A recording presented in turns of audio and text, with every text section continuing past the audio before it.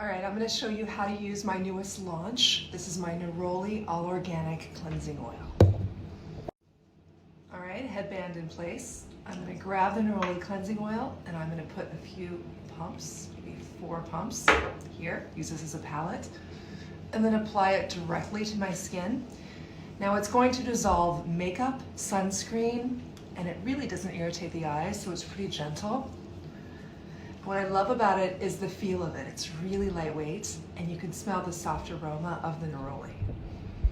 So I'm just massaging it in,